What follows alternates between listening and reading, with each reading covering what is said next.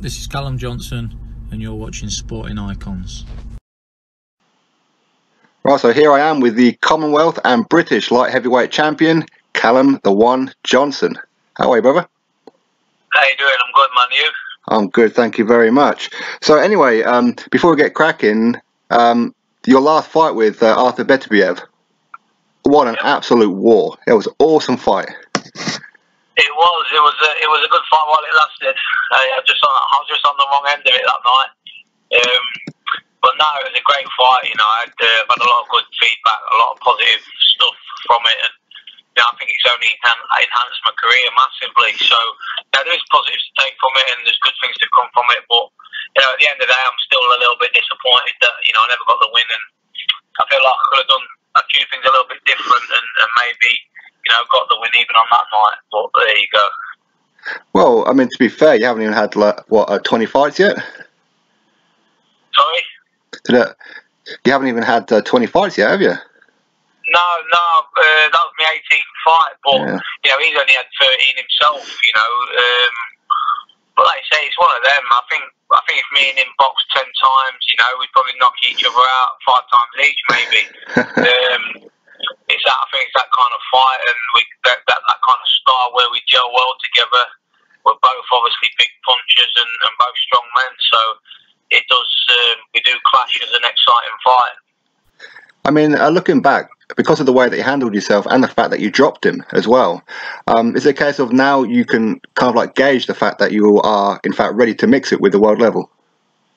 Yeah, I always thought I was, but if I'm totally honest, I maybe doubted myself just a little bit, and I let the occasion get to me a little bit, and I felt like I was very tensed in there. But the first knockdown was I was very, very unlucky. I probably should have protected myself better, but I thought a bit of inexperience here. I thought the fight was sort of being broken up at the time, and I got for one clean, and that might have changed the course of the fight. But I'll come back into it in a second, and I did what I did, and why I didn't sort of go in for the kill after I put him down, I'll never know, because I had him very hurt. But again, it's all experience, but now I know that I can mix it with the very best, and I take a lot of confidence from that, even in defeat, and I just can't wait to get back in there and show people what I can do, and again mix it at world level. Definitely. I mean, going back to that first round, because the referee did say stop, didn't he? Well, I thought he said stop or break or something, and I remember being in the ropes, remember sort of turning out, and then the next thing I was facing the canvas, and I thought, wow, what happened there? Where did that come from? But it's one of them things, I can't complain about it or make excuses, because at the end of the day, the ref allowed it, the ref let it go on. They say defend yourself at all times, and I made a big mistake there, and I paid a heavy price. Yeah. But it's one of them. It is what it is, and it was what it was, and the fight went the way it went. So I mean, I just like I say, I'd like to get another chance sort of to prove myself at that level again, and I'll learn from the mistakes I made. Yeah, certainly. I mean, you proved that he's not just a machine, is he? I mean, he is actually a man, because when you dropped him, you could see that his whole confidence went out. Yeah, I mean, he is just a man. At the end of the day, we're all just men, aren't we? We're all human beings at the end of the day. Like I said before the fight, if I land, he'll go. Yeah. And I mean, he did. I just didn't capitalise on it and finish the job off. But it's the same with anybody in the world. I've got the power to knock anybody out. I mean, I've proved that now anyway, but I always said that. And, it doesn't matter who I've boxed in the world top 10. On my day I can beat any of them, because I have got that strength and that power to do so. And not only that, I've got the ability to get it off. It's not like I've just got power and strength, but I don't know how to use it. Yeah. I know how to use it. So, but yeah, like I say, I mixed it with the best in my division. I mixed it. I went to face the impossible task, because everyone was sort of thinking it was, and I very nearly pulled it off. I didn't. We move on. We learn from it. We move on, and we go again. I mean, what is the next plan for you? Because obviously you've got the Commonwealth and the British. Are you thinking about vacating or defending, or you don't know? Well, I mean, obviously I'm still British champion. Obviously, possibly might maybe. I'd like to get out in December if I could. I mean, Big Joe's working on trying to get me out in December.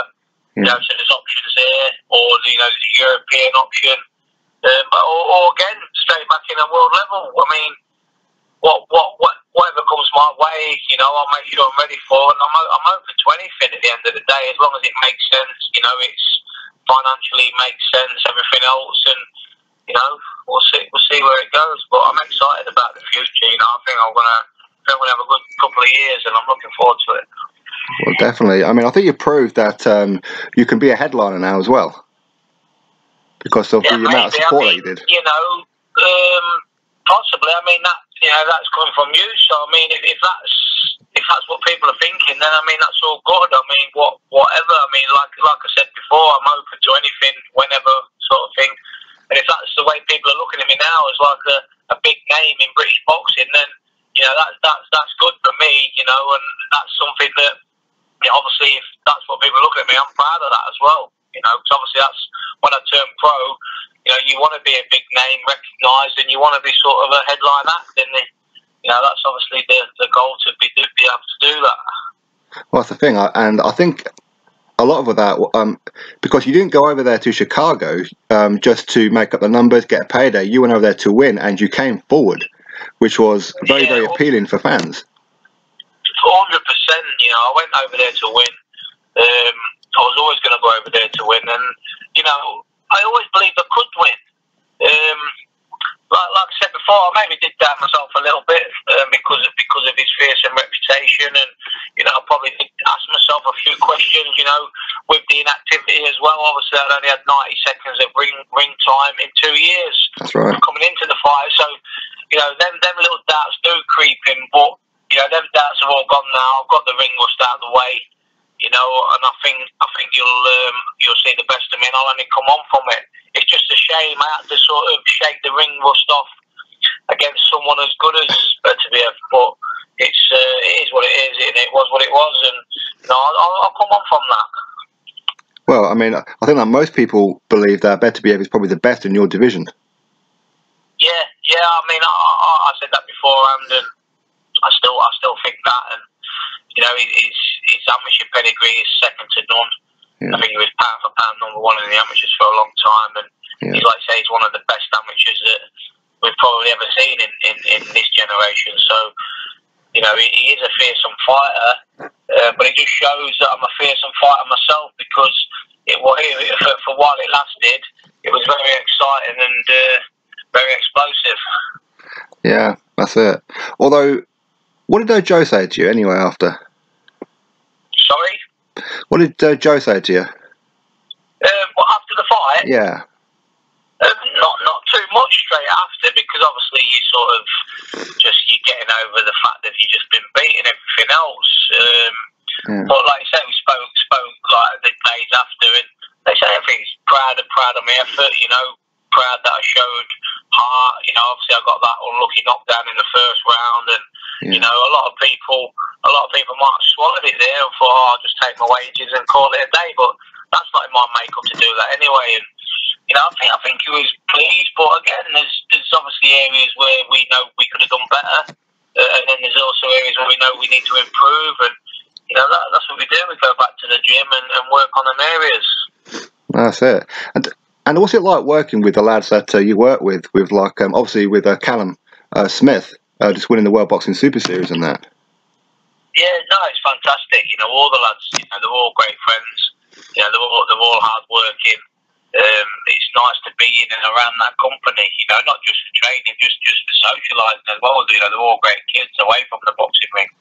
But obviously, they're all very, very talented in the boxing ring, and to be training alongside them, you know, it can only help, and it does help. And you know, I'm honoured and privileged to be a part of such a great team. Yeah, and I mean, so for example, you gave up your titles to move on to European, world, etc. Who do you believe after you is the #1 in the UK? Hosea Burton. That was my next question, because it looks like there's talks at least going on with him and Joshua Buatsi.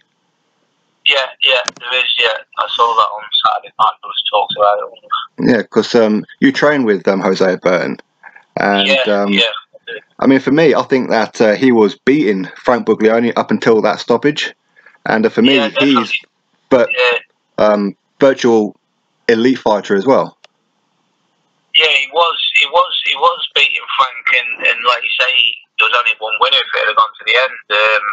You know, but again, it's boxing. You know, these things happen. You know, you could say Frank got lucky, or Frank did well to, you know, pull out the bag, and you got to give Frank credit for what he did, because, you know, he did pull out the bag. But I do think Hosea Burton is a better boxer. But again, you know, people might have different opinions, but that's my opinion. You know, I rate Hosea very highly, and, you know, I'm pretty sure, you know, if and when I vacate my British and move on, Hosea Burton will pick it back up. Yeah, that's it. I mean, so you're favouring Hosea Burton over Buatsi, and do you think it'll be a good fight while it lasts, or distance, or? Like I say, I think it's a great fight. Obviously, Buatsi's had it all his own way in his career. I mean, Buatsi's very, very good. Don't get me wrong. I think it's a great fight. You know, they're both very good, and, you know, we haven't seen Buatsi in a professional ring where he's had to sort of think about things a little bit more. So obviously he has had it all his own way at the minute. Yeah. But again, we're yet to see. But Buatsi looks very, very good. Yeah, I agree. And what about the fight coming up next weekend between Jake Paul and Craig Richards? I haven't seen a lot of Jake Paul, if I'm honest with you, or Craig Richards for that matter. But I know obviously Craig Richards, he went the distance with Frank, and he showed heart and everything else in that fight. Yeah. I think he's tall and rangy and got some good skills. I think Jake Paul, we know he got knocked out, didn't he, against the Irish fella. Yeah. But again, it's an interesting fight. It's an interesting fight. You know, I think maybe I slightly favour Jake Paul in that, but I could be very wrong. But we'll see. And what do you make of Anthony Yarde? Because he is coming under a lot of criticism, or maybe not necessarily him, but certainly his trainer and maybe Frank Warren for not putting him in, at least domestically. Yeah, well, like you say, I mean, he's doing nothing wrong, is he? He's winning. You know, he's beating everybody that's put in front of him, and he's getting guys out of there. You know, so, you know, you can't. How can you criticise that? But I can understand where the people are coming from when he has had sort of big domestic fights offered, and they've been turned down for whatever reason. But, you know, his management and his promotional team are doing what they're doing, and obviously they've got him on the road. They've got him on. You know, he's ranked very highly with the WBO. Yeah. But yeah, I mean, he looks apart. You know, again, you know, I'm not here to sort of diss fighters or slag fighters or you know, because at the end of the day, anybody that steps through the ropes has got my respect, and, you know, when they're winning and they're knocking guys out, you know, they've got my respect even more. So can't really say anything bad about any of them. Yeah, certainly. Have you seen much of the likes of Dan Aziz? No, I haven't, mate. To be honest, I've heard the name a couple of times, but I've never actually seen him. Yeah, he's a young prospect at light heavyweight as well. Trains at the Cool Box with Lawrence Coley. Well, okay. So, what's the plan for Eddie Hearn going forward? Then, is he in agreements about coming out maybe towards the end of the year, or maybe on the Dylan White card or something like that? I don't know, mate. I've not spoken to him, and obviously I leave that down to Joe. Obviously, Joe's my manager, you know, so I leave that down to Joe to sort out, and, you know, I just do the training and just wait for that day. So, I mean, I'm hoping that I can get out in December, and to get on the Dillian White card would be fantastic, you know, just before Christmas. But, you know, there's a couple of shows over in America in December as well, so, you know, possibly might get a slot on them, who knows. But at the end of the day, I'm back in training now and keeping myself ready, and I'm going to Tenerife next week, you know, for 10 days, but I'll be training while I'm out there. Okay. And, you know, I'll be ready to go. I'll be ready to go when I get the date. Yeah. So, it's a case of that you're, well, obviously you're quite happy to travel. Does it make any difference to you about traveling? It makes no difference to me. A boxing ring's a boxing ring. Like you say, I would like to fight in London again at the O2, but at the same time, I'd like to fight in America again. So, I mean, whatever options I get. And what do you make of because obviously Chicago, that was Matchroom USA debut for a event on US soil. What do you think of the whole event? I thought it was fantastic. I thought it was everybody that I worked with out in America. You know, I thought it was all nice people. Yeah. I thought it was all very well organised, and I enjoyed it. We was looked after well, and you know, I can't say anything. You know, all I can say is positive stuff, and you know, it was nice to be involved in their first ever show on American soil. Yeah. You know, it's part of history, I suppose, and you know, it's just a pleasure and an honour to be part of it. No, I totally agree with you. It was an absolutely fantastic show, and it's a very, very stacked card as well, considering it was their first event as well. Yeah, and there was some good names on there. Well, for me, I know that your fight didn't go to like a too long, should we say, but for me, that was the fight of the night. Yeah, I think everyone's in agreement with you. Everyone was sort of, I think they got the arena bouncing, and everyone was excited about it. And yeah, I think, like you say, it didn't last too long, but you know, while it lasted, it was an exciting fight, and you know, it got everybody excited, and everybody was really got into the fight. That's it. I mean, for me, I've always said that you know, there's too much emphasis on the undefeated record. I think sometimes a loss for virtually every fighter helps them for like the future. Yeah, do you feel that way? I think so. Yeah, most definitely. You know, some losses, you know, can be damaging to the career, but this loss for me has actually enhanced my career, I think. So, like I say, sometimes it's not about losing; it's the way you lose, and you know, I think. Like you say, I mean, I can't sort of be too positive about the loss because at the end of the day, I'm disappointed that I did lose. Yeah. But there is positive things to take from it, and you know, it has got me active again. It's got that ring rust out of the way, and you know, I will be better from it. And again, like you say, I think you might start seeing the best Callum Johnson in the future. Well, that's the thing. I think that because of that performance and obviously the whole build-up as well, since Frank Buglioni, etc., that there's like a lot of eyes on you now. So this whole Beterbiev fight has certainly propelled you well up the ladder, where you're going to be selling out a lot of arenas, a lot of eyes on TV, and yeah, like you say, I hope so. I mean, for me, that's obviously one of like sort of a boxer's ambition is to be a fan favourite, you know, because at the end of the day we are in the entertainment business, and you know, I wouldn't want to be the kind of fighter where, you know, I win and everything else, but people leave the venue sort of, you know, forgetting about my fight or saying, oh, he's boring, he's this or he's that. But you know, everybody speaks about me. Everybody knows I'm an exciting fighter, and they know when I'm in the ring, you know, there's going to be big power punches being thrown, and you know, they know they're going to get explosive action. That's the thing. I think because of your performance as well, I don't think anybody is ever going to write you off again, put you in with like Kovalev or Alvarez or Bivol. People go, actually, Callum could do it. Yeah, definitely. You know, I think everybody, like you say, 99% of the Facebook world, Twitter world, boxing world was all writing me off, and you know, it was like as if I had no chance. And I'll be honest, I think I have started believing them. You know, like you say, listening to too much on social media, and you have started believing what everyone's saying, and you know, I think that's why I maybe started doubting myself a little bit, which I should never have done. And that's, you know, I've only got myself to blame for that. But like I say, I'll never do it again. And you know, and like I say, I think you're going to see an even better version of me next time I'm in the ring, and whoever I'm up against, you know, you're going to see a better version of me. And like you say, that version of me is very dangerous. So yeah, you know, when you get the better version of me and the best version of me, you know, I'm a dangerous fighter. And, yeah, you know, as I said before, I'm looking forward to getting back out, and I'd love to get back out this year just to get the ball rolling, keep it rolling, and keep the movement while it's going well. No, I totally agree, and I can't. Well, in all honesty, I can't wait to see you out again. Really can't. Oh, nice one. I appreciate it. All right, Cam. So we'll let you go then. So thank you very much for spending a bit of time with us. No problem at all.